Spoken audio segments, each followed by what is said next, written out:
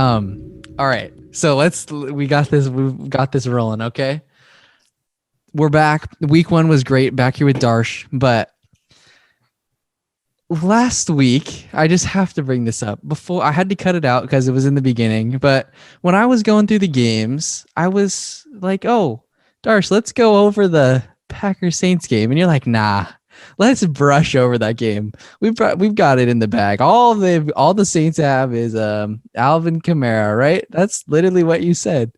Packers basically have this one in the bag. And would you care to break down how the game played out for you there, Darcy? Yeah, I was overconfident on the Packers, and guess what? The Packers are also overconfident themselves. Okay, I mean, you look through what everyone said after the game. First off, the game itself was absolutely just terrible. The viewing experience from either side. I'm sure the Saints fans probably had a fun time seeing Jameis, but it was a boring game all around. So it was not a great viewing experience whatsoever. But two, as a Packer fan, I was pissed. Okay, I mean, like Aaron Rodgers, say what you will about him. I mean, everyone has different experience, different opinion about like what this offseason wants. But you don't disappear for the offseason, contemplate retirement, come back in the season, refuse to play in preseason games, and then come back and then just lay up a complete shit show like that. No offense to anyone out there. It was awful. Yep. And then everyone after the game literally says, "Oh yeah, we were feeling like we would," or actually, Rodgers himself said that. "Oh, we probably thought that we could run up and down them all day, right?" Like there were various things, and the only thing that like really stuck out to me is that everyone said that the energy levels were flat. Mm-hmm. They were overconfident, and they weren't. They were probably a little bit full of themselves, so overconfident, kind of the same vein. So a lot of similarities there. Now, the only thing that showed me was that in 3 years of Matt LaFleur, there's kind of like a trend going on. Okay, 2019, you had 3 bad games: 2 against the 49ers, both in California, 1 against the Chargers, also in California, where literally, outcomes of the games aside, we all know what the outcomes were. Packers lost all 3 of those games to the 49ers, even worse than to the Chargers. And after the game, everyone just says energy was flat. We came in flat. We're looking for something to get going. Okay. You think 1 year, done, move on. Maybe something's going to be different. Well, then you go to the second year with Matt LaFleur. You have the game against Tampa Bay, and you're starting off the season with that same stuff. So what that tells me is that, one, preparation hasn't been consistent. Mm-hmm. When the Packers themselves feel like, okay, this is a matchup they have in the bag, like everyone felt like they had the Packers had the Saints game in the bag, especially with the Saints injuries that they had in the secondary. So when they anticipate that they're going to stomp all over someone, that doesn't translate to how they prepare. They're kind of a little bit more lackadaisical. That's all that tells me. And I seriously hope that Matt LaFleur. I'm not trying to throw this all on Matt LaFleur, but I just seriously think that now this has gone on for 3 seasons now, where there has been a game or a series of games where players themselves, as well as coaching staff, have said the energy was flat. We were overconfident. We were, feeling ourselves. Whatever they're saying all these different things after the game, kind of not really giving themselves excuses, but saying like, "Oh yeah, we sucked, but this is why." This is 3 years now, so I'm hoping that this is, our worst game of the season. This has to be our worst game of the season. We put up a field goal. That's it. That's not exactly how we wanted to open it, but that's what we got left with. Yep. How much of that is a player or coach thing, though? Because to me, I don't know if I can blame the energy on LaFleur when it seems like when you bring in guys like, for example, the 49ers, it seems like a lot of the energy is generated by the players. You know what I mean? Kittle brings the energy. Fred Warner brings the energy. Like so many of these guys do. And so, because like Kyle Shanahan's pretty even keel guy like Matt LaFleur. You know what I mean? So I don't know if it's really more of a culture thing as like within the players, because I don't know if you can really blame that on the coach. You know what I mean? Yeah, no, I totally understand. And I mean, for like a while now, I've been saying when I've like talked with friends about the Packers and other Packer fans themselves, like I've always said that like we need a high energy guy. The Packers, they have like a type of character, like they have a type of character that they search for, very stoic. Yeah.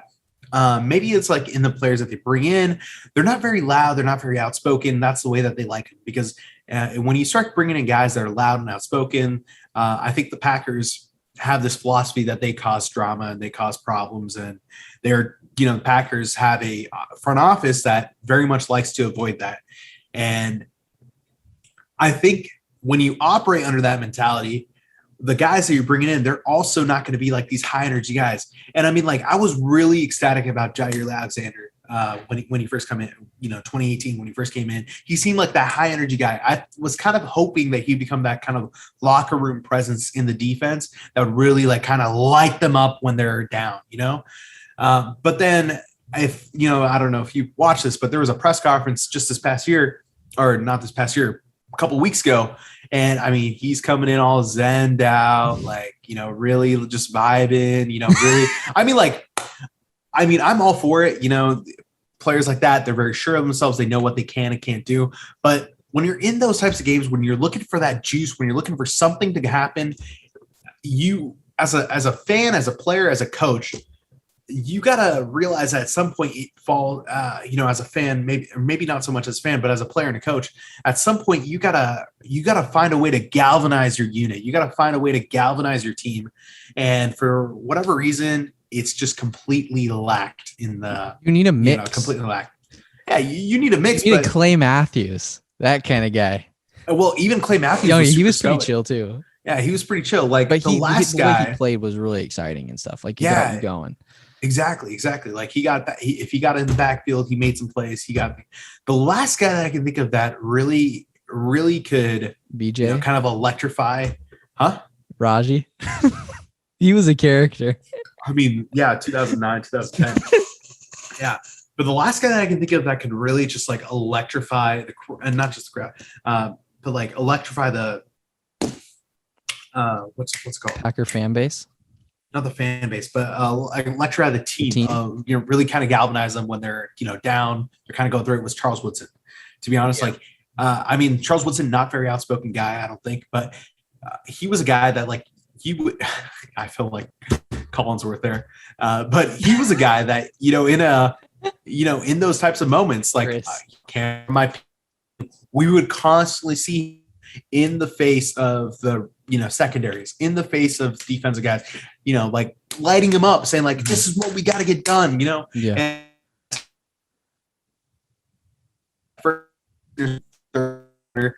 at the very start of the third quarter, next thing you know, like he's just lying on the bench. He's like scooting closer to Devontae and they're just chilling.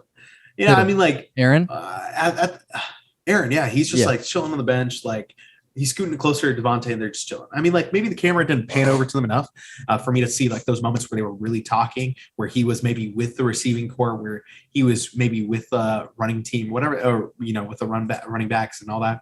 Maybe I just didn't see that. Maybe the camera just didn't pan over for that moment. And if that's the case, my bad. But I just think that when you're when you're kind of like moments after you kind of made a play, when you need to go back, when you get the opportunity to go back out on the field to really do something else, do something different, and make a play when you need a play, and you're just not communicating with the team, you're not hyping them up, I feel like that's the moment where you need a head coach to be that guy to electrify them. And when your players aren't, and that's going back to your question at first, and that's when I understand maybe it's not the head coach, but there has to be someone, and if it's not going to be your players, it has to be the coach. The scary part is, though, when the main guy is Aaron Rodgers, right? And you have, a third-year head coach, right? Who might not have as much respect in the league or around the league.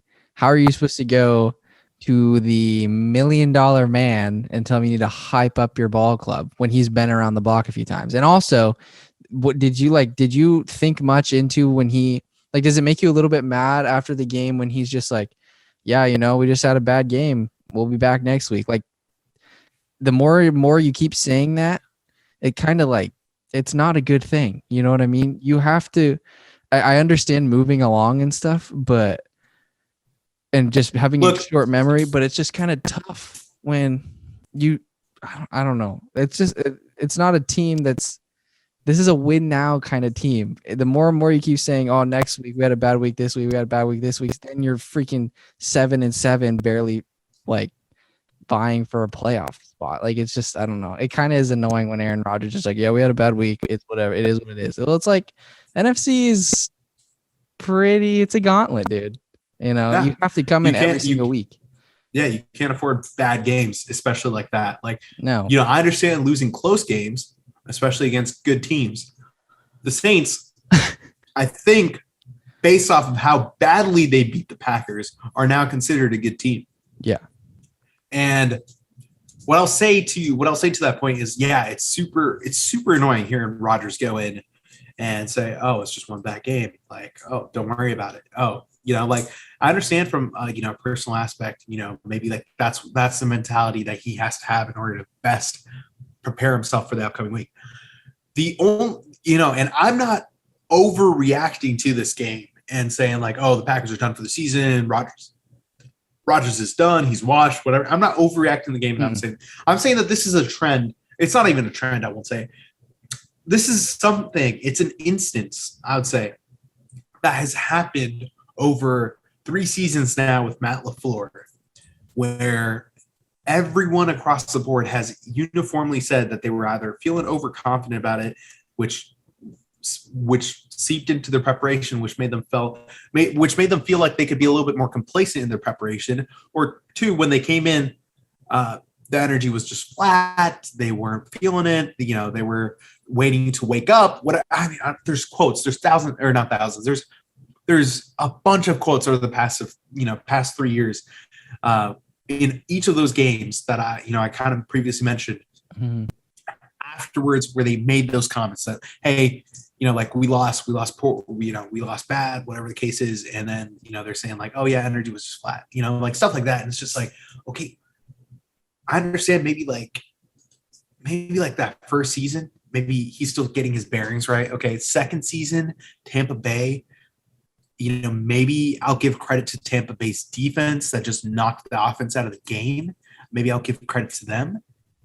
But when it's coming in like this, it's the first game of the season, man. You got to be pumped up. You got to be like ready to go. How can your energy be flat? Mm-hmm. So like, I'm not like overreacting. I'm not saying that, Packers are done, whatever. I'm just saying that this has just been a recurring thing. It's happened, at least 4 times, maybe more, where you need those guys, you need the leaders, you need someone to step up and galvanize the team. Yeah. When things aren't going your way, when you get punched, how do you pick back up and punch back? And I mean, Matt LaFleur kind of said it after the game in the post-game conference. He said that he told his guys that they're about to find out what type of team they are. And it's true. Like, they got punched badly week 1. Yep. But it's also week 1. So I understand Rodgers saying like it's just one game, but it's the way you came into it. It's the way you prepared for it. It's your attitudes, your motivations, what's going on the back end. That's what's important. And I mean, like, no one's really questioning that for Rodgers, or at least like he wasn't directly asked that. I'm sure some fan base, or I'm sure. Yeah. I'm sure somebody. A lot of questioning retirements. Exactly. Yeah. People are questioning. But at the same time, it's like, it's just one game. I understand what Rodgers is saying, but it can't be, in the grand scheme of the time that Matt LaFleur has been there, it's actually not just been one game. Yep. Well, I can tell this is bothering you a little bit. If this was a good therapy session for you, I feel like that was good for you to get that off your back there, or off your chest. Because I can tell you had a lot to say right there, and you've been noticing that there's been a little bit of a flatness in some games where they're too sure of themselves. You know what I mean? But yeah, you frozen? I mean, yeah, I was prepped for that. Basically, since the loss, I was like, I know Kellen's going to ask me because I was so confident. I'm like, Yep. I know Kellen's going to ask me in the pod. Oh yeah, 100%. So I had that prep. But it's perfect though. I made sure to like do my due diligence. Yes. But it's perfect though that you brought this up because it is very, I know that people are just trying to make headlines and stuff, but there have been a significant amount of overreactions in just reacting to week one, because ESPN came out with their power rankings and they had, I believe they had the Buffalo Bills ranked number 5 or something. And then they had the Pittsburgh Steelers ranked barely in the top 10. And I was watching the Pat McAfee show and he was saying that we kind of settled this debate since the Steelers went into the beat the Bills like head to head. They should obviously be ahead of them. But at the same time, I'm willing to look at a bigger picture. Who's the better football team? Who's going to make it the longest? Who has a younger squad? And younger, I don't know about that. I mean, the Bills are pretty experienced in their like secondary and stuff. But I mean, I would be willing to say that the Bills have a better football team than the Pittsburgh Steelers, even though the Pittsburgh Steelers beat them head to head. So, I mean, I don't think it's a bad thing to have the Bills ranked ahead of a team that just lost them. Like, you know what I'm saying? Like if the Bucs would have lost to the Cowboys, I don't think I would be there to say that the Cowboys are better than the Bucs. You know what I'm saying with that? There's just been so many overreactions, I feel like. And even with the Giants losing to the Broncos, people are just obviously ready to go like, I'm done with Danny Dimes. But it's like, okay, come on. It's week one. The Broncos have a pretty good defense, okay? They're not that bad of a football team. There's just so many people jump into early conclusions, and I know it's just to make content and stuff, but it's just kind of frustrating to hear. Yeah, so speaking of biggest overreactions, like I said, or like you previously mentioned, it's just week one. Lots of overreactions. So I kind of scanned through Instagram and Twitter to kind of look at the biggest fan overreactions. Mm-hmm. So I'm just going to go ahead and list them off. Give me your take, cap, or facts. All right. Cap or facts, baby. New segment. Let's go. All right. Cardinals are the best team in the NFC. NFC? Whew. I mean, Kyler whipped out his Murray and pissed all over the Tennessee Titans, bro. I mean, they played like one of the best teams in football. I'm telling you.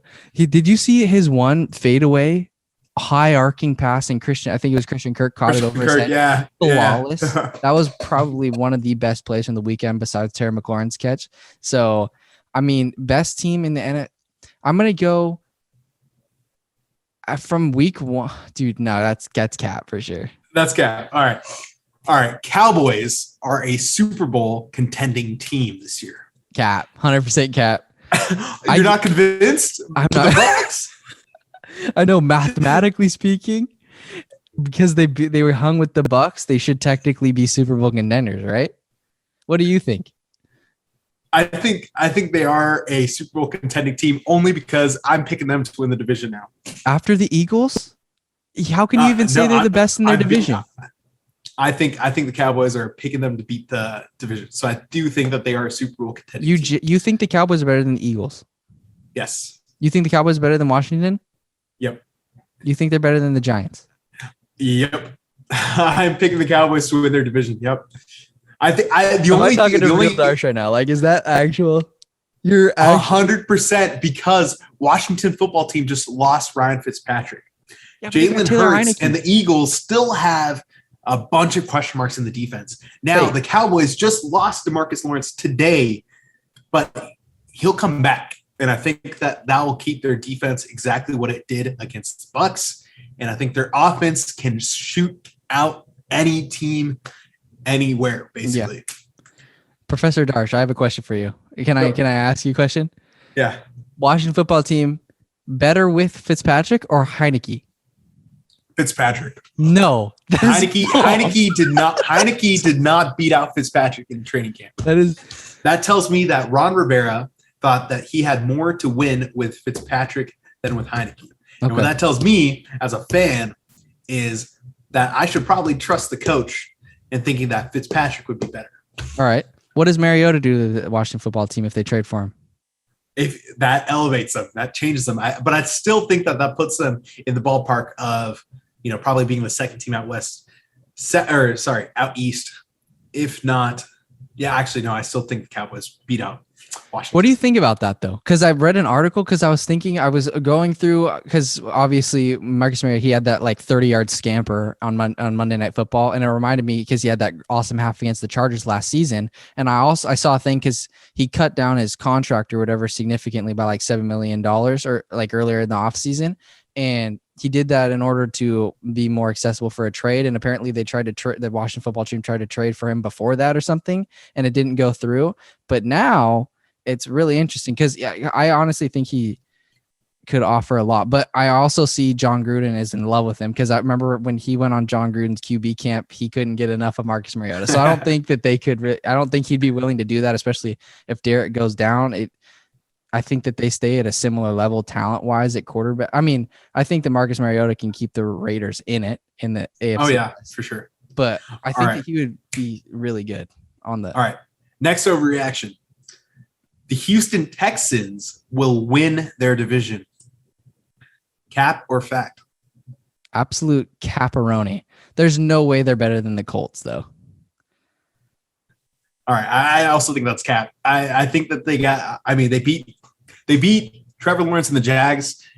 First game, that's Trevor Lawrence's first game of the season, whatever. He's still getting his bearings right. They didn't put up points. He threw almost like 3 picks or 2 or 3 picks or something like that. I was wrong. I think the Texans capitalized on that. I was wrong, huh? Because I said that he was going to have a seamless transition in the NFL. And he had a little bit of – he had some issues there.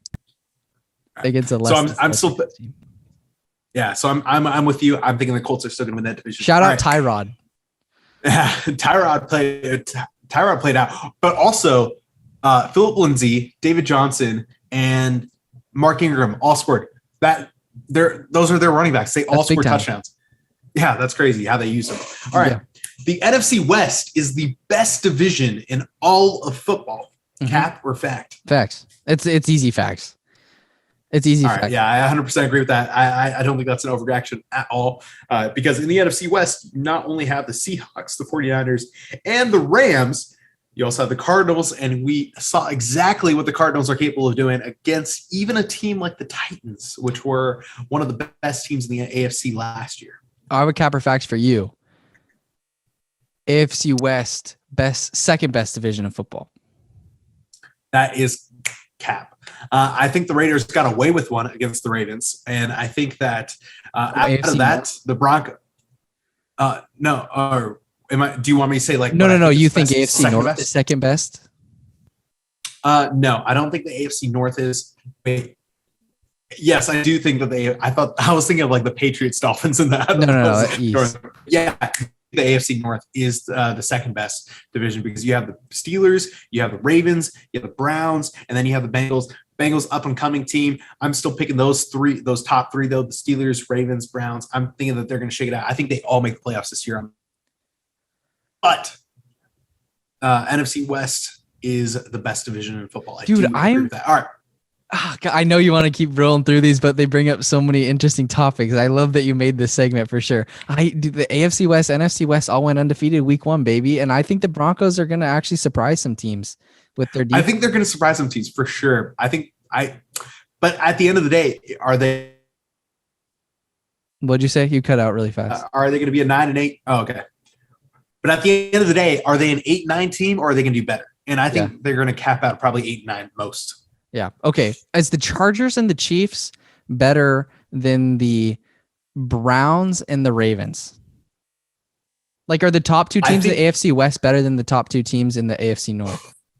Are we talking just teams or entertaining football? Don't those go hand in hand a little bit?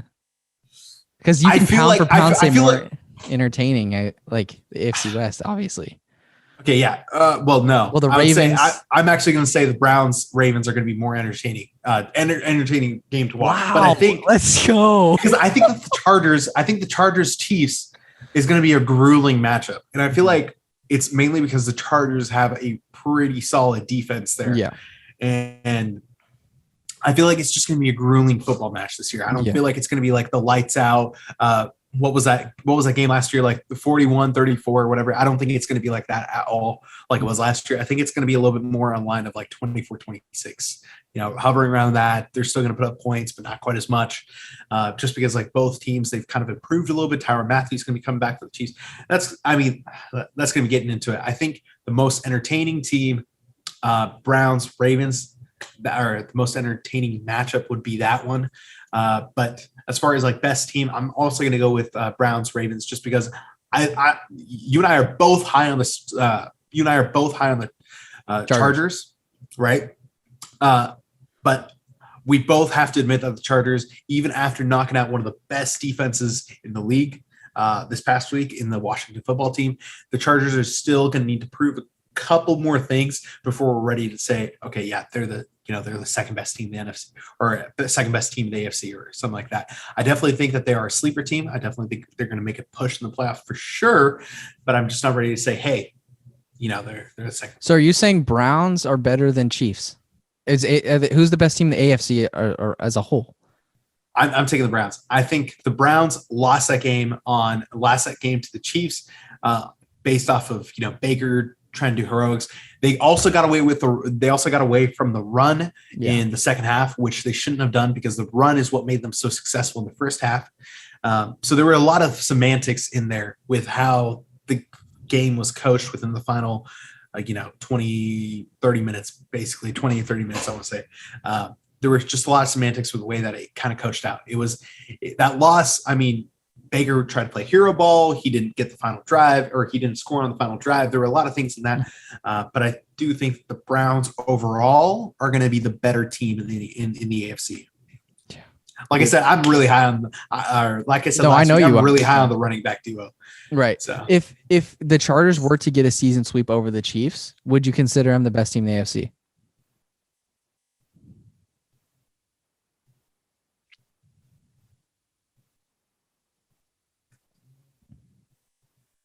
That's a hard one. That honestly is a hard question. And the reason why I think it's a hard question is because the Browns' biggest question marks aren't defensively. Are not defensively. Their biggest question mark is on the offense, which is crazy outside of considering their weapons. Exactly.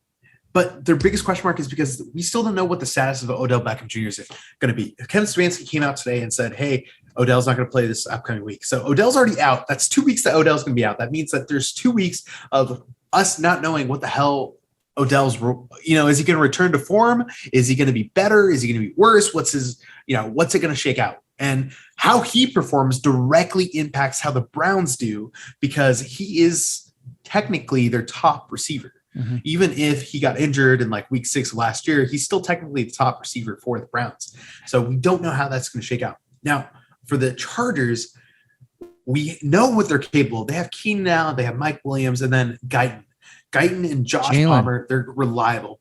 Yeah, they're reliable third and fourth rounder, not third and fourth. They're third and fourth receivers for Justin Herbert. And we know, and I feel like we're just going to expect a lot of passing from Justin Herbert, just because, one, he's got one of the best O-lines in the AFC. Corey Linsley, Brian Bulaga, just to name former Packers on that O-line, but he has one of the best O-lines in the AFC. So that means that they're going to be effective with run, but we just think that just means he's going to have a lot of time in the pocket to get those plays off. Mm-hmm. That said, outside of Austin Eckler has durability issues. And then you have Justin Jackson stepping in. So what does that mean for them? Right. If Austin Eckler, Justin Jackson go down, who steps up? I know Roundtree was kind of thrown in there. I think they drafted him this past year too. So we just don't know, outside of those top 2 options, what it's going to look like for that running back team. And I feel like at the end of the day, I just need to see more from the Chargers. I feel like I'm not ready to claim one way or another. Like I said, I just need to see more reps out of that Washington football team. They're a damn good defense. And the fact that go ahead. Brian Bulaga, man's wanted to tap out. Want to know why? Because there's a man named Chase Young that is an absolute manhandler. Brian Bulaga, I'm pretty sure he went out of the game, and my dad and I were watching the game and stuff, because I have to watch Washington football team in between the Niners commercials and stuff. And they said Brian Bulaga's injured, and I'm sure he was really injured, but me and my dad were making a joke that's like, nah, he's not injured, bro. He just doesn't want to block Chase. Because can you really blame him? He's an absolute freak of nature. Because there was one crazy play where the Chargers got in. It was like towards the end of the game when the Chargers put the game away, but the Chargers made it it was like a 2nd and 1 or something, and Chase Young destroyed the right tackle and then it made it like a loss of 5 yards. So it made it like a 3rd and 6 or something, dude. It was ridiculous. He's an absolute game changer. When you think the game's out of hand, just let Chase Young eat, because he's probably, I don't want to say it, but he's got to be up there in terms of the best pass rushers in the NFL, dude. Like, there's not a lot of guys that can impact a game as much as he can, besides like Bosa and TJ. You know what I mean? Yeah. The only thing I'll say about that is that as far as effectiveness, obviously like you always have to game plan for Chase Young, but as far as effectiveness against the Chargers, he had 1 tackle for loss, and then that was 2 assisted tackles, and that was it. No sacks. Only the Chargers O-line only gave up 2 sacks. That's good. The entire game. But and we all know that Washington football team, they're going to eat, bro. They're going to eat this year. They're going to eat so many sacks this year. So it's the ridiculous. fact that they only gave up 2, I give credit to them. But yeah, I just need to see more from the Chargers before I'm ready. I think that the Browns are ready. I think they can play. They just got to keep it together.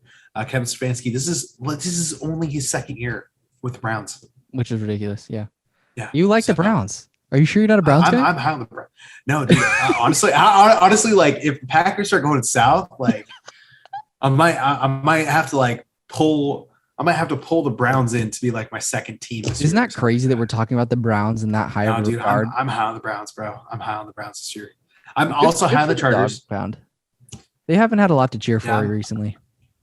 You know what I mean? I'm also high on the Chargers, but I'm just higher on the Browns. Got it. I like Capper Facts. That was great. That was fantastic. And we kind of got a little recap of week 1 too, right in there. A little bit, yeah. Yeah. It's fantastic. Do you have any what's your, besides the Saints absolutely destroying, and I don't understand when I looked at the stat line of Jameis Winston, how do you only have like less than 200 yards passing with like 5 touchdowns? Isn't that crazy? Because bro, I mean, you know as well as anybody, the Packers can't stop the run. Okay. It's been a problem since the beginning of time. And for whatever reason, the Packers can't stop the run, no matter how much or who or whatever they do to try to stop it. All right. So, I mean, overall, it was more of like ball positioning, it was mainly like ball positioning, running all over the Packers defense, Kevin King, whatever you will. They put up almost, they almost put up like close to like 200 yards, I want to say. Crazy. No, that's a lie. Almost like close to 170 yards rushing. So more than they did passing. And I think Jameis Winston did really good mop-up duty. He vultured Alvin Kamara's touchdown, rushing touchdown. I know Alvin Kamara got a passing touchdown, but rushing touchdown is what he vultured. So I will, What's your biggest surprise there from week 1, though? Biggest surprise overall, I think I kind of previously mentioned, I think the Raiders got lucky. That was a fantastic game. I thought the games all around, we had like 9 or 10 upsets. So the games all around, fantastic. I loved watching all of them. The only thing I was going to say was that I guess like the biggest surprise was Eagles routing the Falcons. Jalen Hurts, legit. I understand the hype around him. I totally get it. But it's also just Falcons. I thought the Falcons defense had improved a lot more with all the pieces that they were adding within the offseason. Clearly, I was wrong. And I think that this was also it's only week 1. Don't overreact. I'm also, yeah, you're right. But it's also week 1 in the sense of Arthur Smith, Matt Ryan, and that offense kind of like figuring out how they're going to play, I guess, how, he's kind of Arthur Smith, who's their head coach. He still kind of gets bearings. So I guess I should have expected, but I did not expect the Eagles to put up 32 points and the Falcons to only put up 6. I thought they would have been a little bit more put together. So I'd say that is one of my biggest surprises, but probably even more so than that is that the 49ers Lions game. And I know you want to talk about this one. Yeah. I'd be remiss if I didn't ask you about this. Yeah. So shut up. So dude. At one point, you midway. Huh? We had a bunch of guys go down. Drew Greenlaw with the groin. Freaking Jason Verrett is gone for the season. Raheem Mostert's injuries are funny. Injuries are funny, huh? I'm sorry. Season enders? I apologize Wow. for this. I apologize for this because literally last week I said apologize to Raheem and Jason right now. I'm sorry, Raheem. I'm sorry, Jason. I jinxed you guys. Yeah. Shame on you, my guy. Bro, I literally said it last week as a joke, and then Raheem goes down, Barrett goes down, and then what was the other guy's name? The guy on the defense, Dre on your Greenlaw. line. Oh yeah, he goes down. I'm just like, oh shit. But yeah, I mean, like at one point, you guys were up 38-10, 41-17. 41-17. But yeah, 38-10 as well. And then the Lions put up 23 points. Oh my god. I want to know that even Eric Armstead's down too. But I want to know the statistical odds of it was around 5 minutes left in the game. Dan Campbell in his headset right now. It's 41-17. He's saying, God damn it, there's 5 minutes left. Let's keep grinding. I could like read his lips or whatever. I blink. It's 41-33. Freaking Jared Goff has the ball, and I think they threw it to like Quintez Cephas or one of the tight ends, and they almost have it on our side of the 50. It's absolutely insane. But also, I want to know the statistical odds of going down, scoring touchdown, 2-point conversion, onside kick recovery, and then going down, scoring 2-point conversion. Like that has to be seriously low odds. Dude, I don't know. I just remember, I'm like, oh, I remember seeing 38-10. And I'm like, oh yeah. You know, the Niners did exactly what, we expected them to do. And then all of a sudden I see, okay, then I actually like checked the stats. I'm like, Raheem Mostert, two rushes. I'm like, what happened with Raheem? And I think I texted you at that point. I was like, dude, what happened with Raheem? You knew exactly what happened to Raheem. He's going to be back and he's going to freaking win Offensive Player of the Year or something, bro. So many people have been bashing him on social media and to his wife.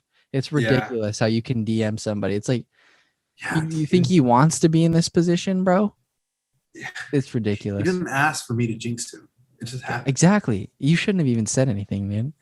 He would have been this. Bro. But Deebo Samuel surprised. I had him on my bench. 30 points on the bench hurts a little bit.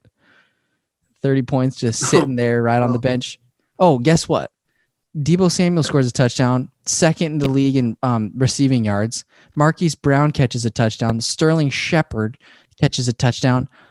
Jalen Hurts even scored a touchdown. Have all these guys on my bench. It's ridiculous. And like, one thing I am gonna say is people were sleeping on it. Like Kenny Galladay, Kadarius Toney, Evan Ingram's out, but like and Darius Slayton also. Yeah. I will say one thing. If anybody out there listening if anybody's out here listening, get Sterling Shepard, because I don't care what anybody says. Daniel Jones looks for number 3 on he had like 9 targets, like 6 something receptions, touchdown. Like Sterling Shepard is one of Danny Dimes' like favorite guys, no matter what any of the IBM Watson shit says on ESPN Fantasy Football, bro. He is the guy that Daniel Jones wants to go to. So pick him up. I have him because I'm a legend, but I always lose. I think besides you and me had the lowest amount of points scored, and now we're playing each other. I had a terrible week. Yeah, I had a terrible week of fantasy football, bro. Yeah. And it was partly because in almost all of my leagues, I have a combination of Rodgers, Jones, or Adams. There's a combination. I at least have 2 of the 3. So whether it be my fault or just pure dumb luck, that is what I deal with. So do you want to get into these week 2 matchups and then close this baby out? Let's do it. All right. You want to start with TNF? Let's go. Yeah, this is going to be a good one. Taylor Heineke pulling up last minute, I want to say. I mean, he's had the entire week to prepare, but it's a short week. So I'm picking the Giants to win this one. I think Danny Dimes pops off. He's going to throw 4 touchdowns, I want to say. And I think this is going to be a little bit of a soft reboot for the season, I want to say. I mean, it's just week 1, like I said, don't overreact, but this is going to be a soft reboot for the Giants. They're going to kind of get things to click. I know they're still waiting on they're still waiting on that running game to kind of kick in. They want to know They're going to bring Saquon Barkley in slowly. We're all going to see that shake out this game for sure. Right. I think I'm going to go Washington. What? I think I got to go Washington. I think the pass rush gets to Danny. Pressure leads to mistakes. Danny's your guy. He is. But also Chase Young, Antonio Gibson, and Terry McLaurin. That's a freakishly great. Like, it's a fantastic threesome right there, bro. I mean, I don't know how you can even deny that. I think I need Antonio to go off. Daniel Jones isn't on my fantasy team. I love the man. Hope he does throw 3-4 touchdowns.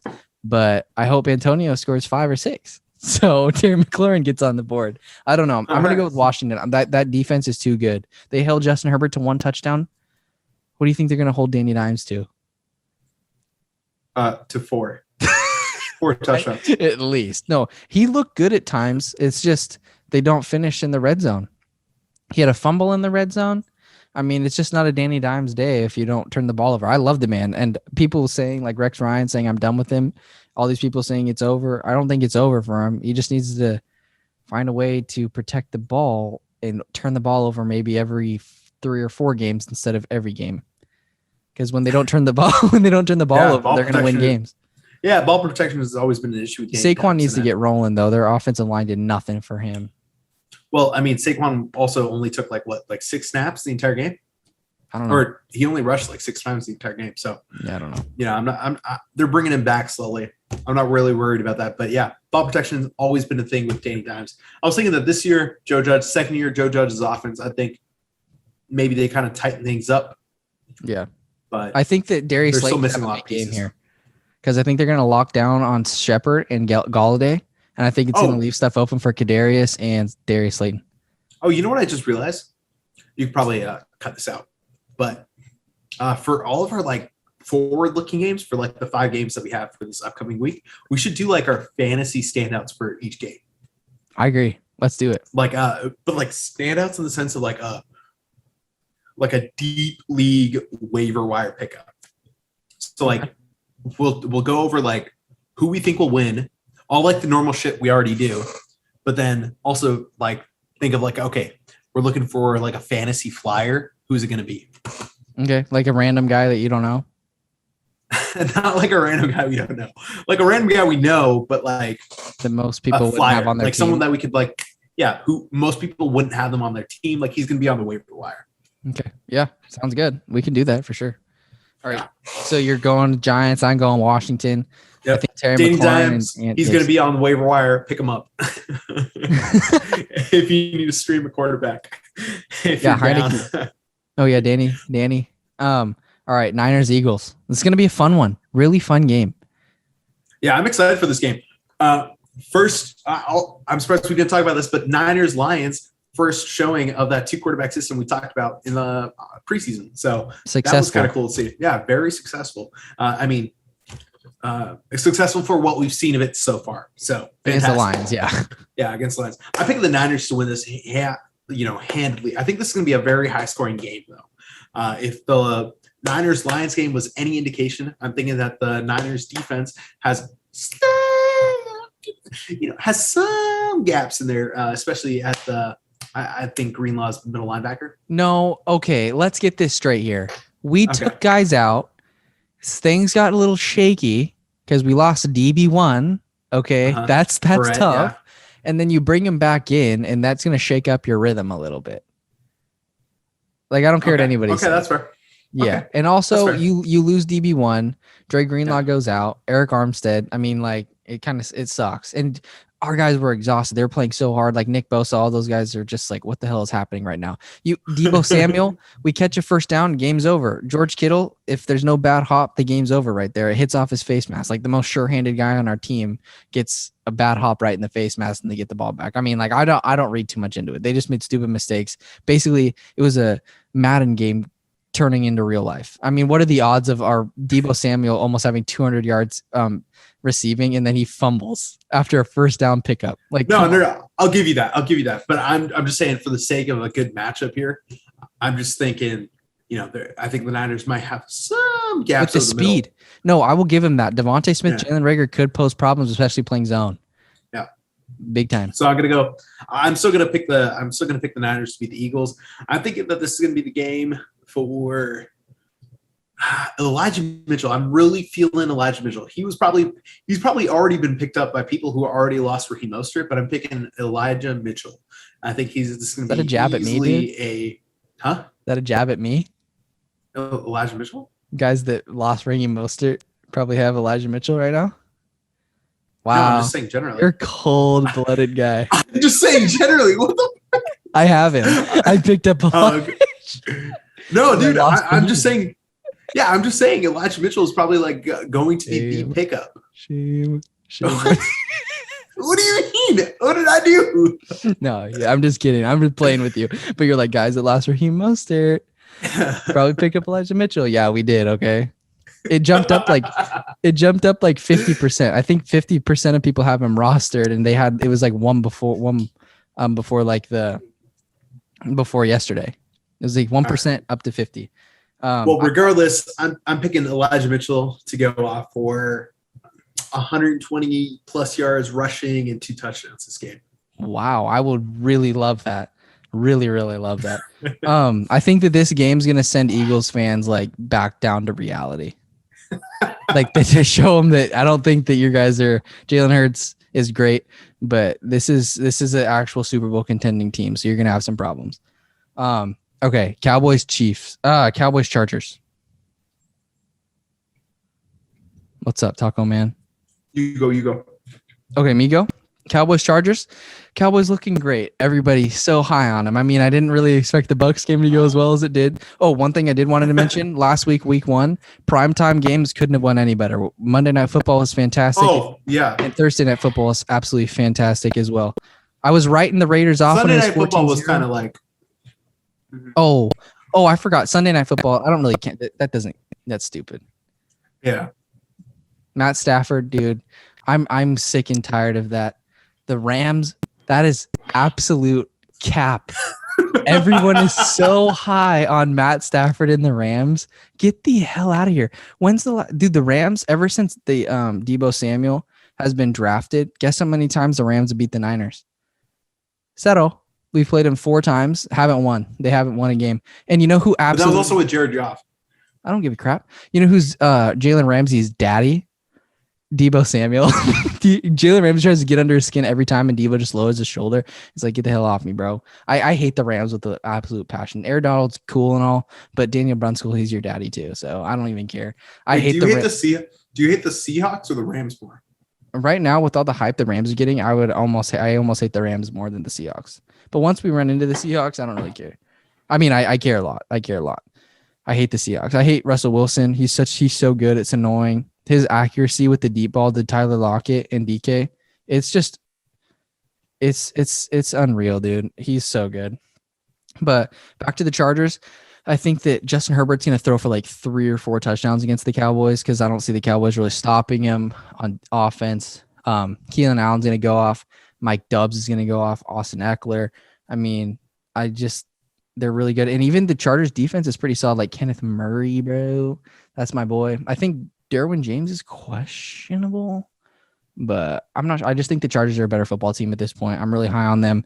I'm going to go with the Chargers. And I think Justin Herbert's going to finally pop off. I'm also going to go with the Chargers. I think the Cowboys start the season 0-2. I'm picking the Chargers because I think that they just have a little bit more pieces, especially since today it was just announced that DeMarcus Lawrence is out. Foot. Yeah, with a foot. He's going to be back the rest of the later on in the season for sure. But I think losing him is going to be a big blow to the Cowboys defense, especially up the middle. So I'm expecting guys like Austin Eckler and Justin Jackson, mainly Eckler. I'm expecting him to have a great game this year or this week.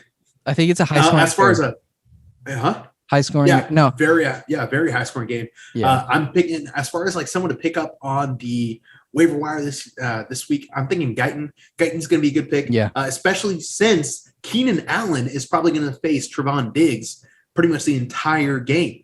As we saw from last week, Trevon Diggs locked up Mike Evans, only allowed like one or 2 catches, pretty much the entire game, like 1 or 2 catches for 14 yards, pretty much the entire game. Chris Godwin was open all the time, baby. Yeah, Chris Godwin was open all the time. So I'm expecting a similar thing to happen with the Chargers, where we're going to see Mike Williams and one of either Chris Guyton or Josh Palmer Isn't to it be Jalen those Guyton? open guys.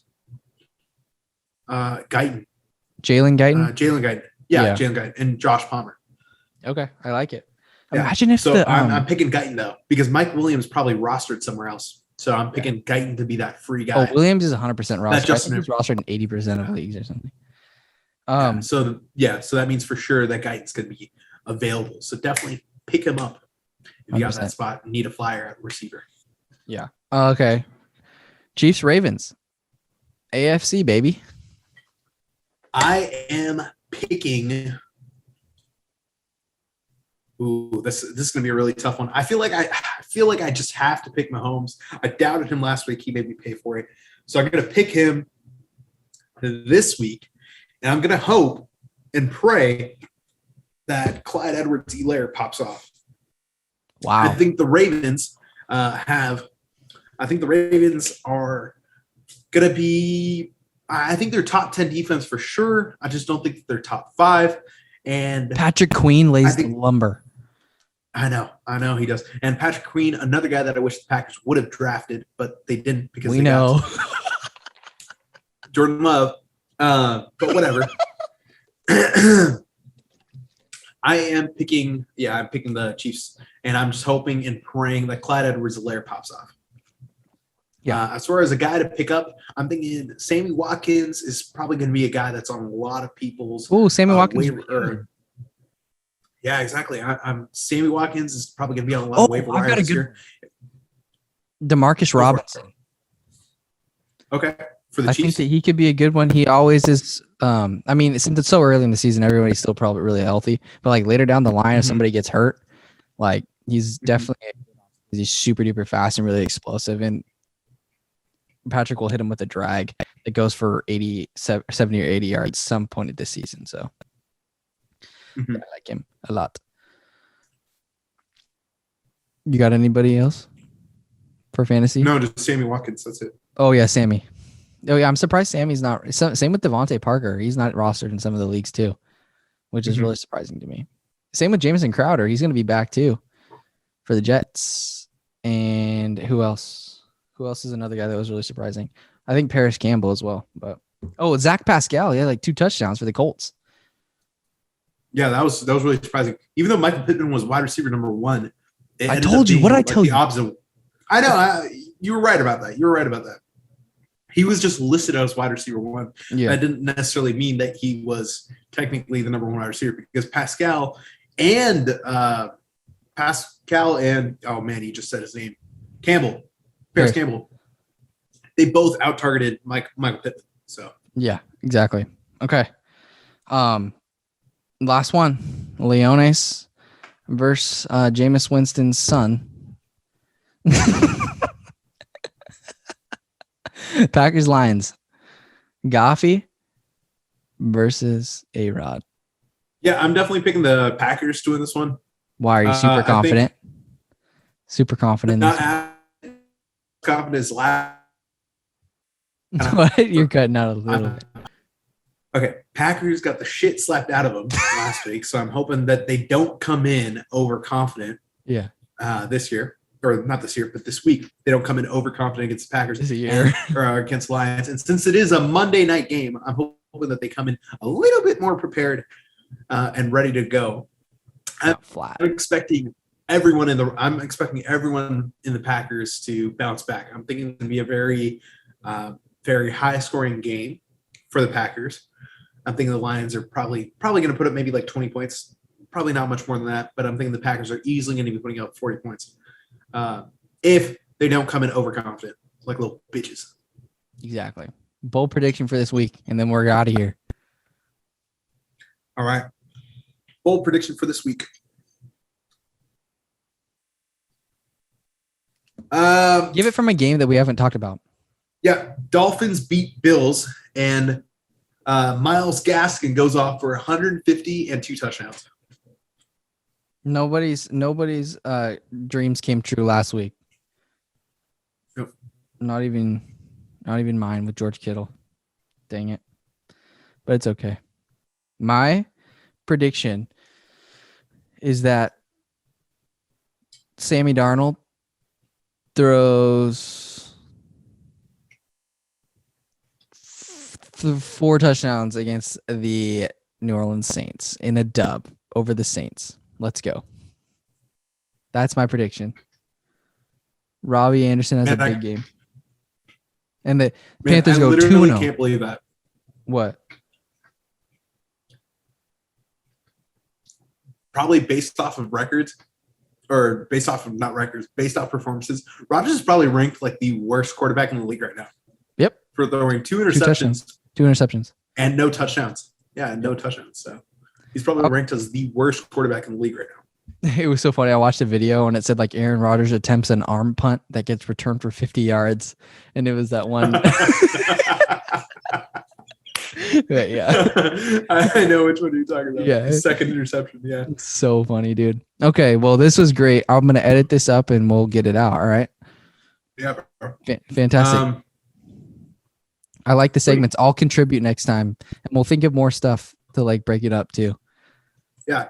But I think a solid, like, we at least got a solid one, cap or facts. Exactly. I know. I love it. We could like break up. And then like we obviously still have like the ongoing like 5 games and just that part go through. So Perfecto. Yeah, that was fun. We did a recap, everything.